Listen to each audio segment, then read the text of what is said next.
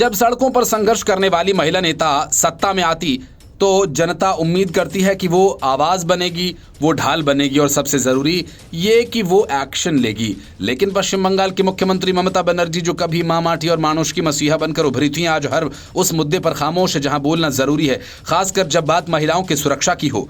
एक महिला मुख्यमंत्री और बार बार सामने आती रेप और उत्पीड़न की घटनाएं, ये दो बातें आज ममता बनर्जी की छवि को निगल रही हैं।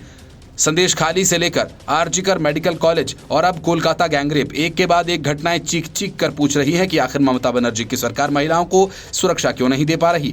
और जब सवाल उठते हैं तो जवाब देने की जगह ममता बनर्जी पुराना नाटक शुरू कर देती हैं। साजिश है, विपक्ष का षड्यंत्र है, मीडिया बढ़ा चढ़ा कर दिखा रहा है। लेकिन अब तो खुद टीएमसी के नेता ही सवाल पूछ रहे हैं कि अब कौन सा षड्यंत्र चलेगा।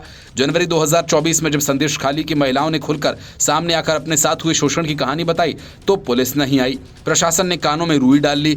ममता दीदी वो शायद महान कोलकाता पुस्तक मेले में किसी किताब के विमोचन में व्यस्त थीं। एक महिला मुख्यमंत्री से लोगों को उम्मीद थी कि वो फौरन एक्शन लेंगी, लेकिन हुआ क्या?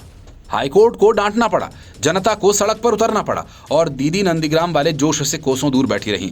फिर आया आरजीकर मेडिकल कॉलेज कांड, जहां एक छात्रा के साथ हुई दरिंदगी के बाद प्रशासन ने पहले कोशिश की मामले को दबाने की। क्यों?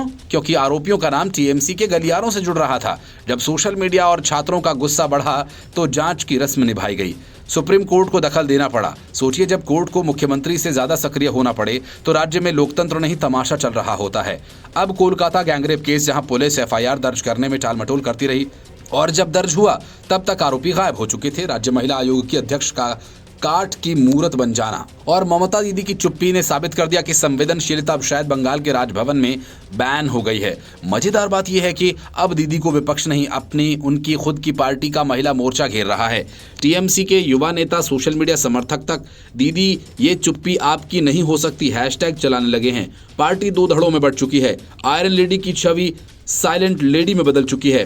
कभी जो ताकत थी बोझ बन चुकी है। महिला मुख्यमंत्री का होना ममता बनर्जी के लिए अब ऐसा ताज बन गया जिसमें कांटे ही कांटे हैं। एक समय था जब वो महिला अधिकारियों की लड़ाई की आइकॉन थी और आज वो हर महिला पीड़िता के सवाल पर पर्दा डालने वाली मुख्यमंत्री बन गई हैं। जनता ये पूछ रही है, दीदी जब नंदीग्राम में चोट लगी थी तब आप व्हील चेयर से रैली करती थी, तो अब एक बेटी पर चोट लगने पर आप खामोश क्यों हैं? सच तो यह है कि ममता बनर्जी की सरकार अब एक ऐसे ढांचे में तब्दील हो गई है जहां राजनीतिक फायदे के लिए संवेदना का गला घोट दिया जाता है। विपक्ष से ज्यादा जनता को अब अपने ही नेताओं से डर लगने लगा है। शायद ममता भूल गई है कि जो जनता एक दिन दीदी कहकर पूछती थी, वही जनता एक दिन दीदी की विदाई का बिगुल भी बजा सकती है।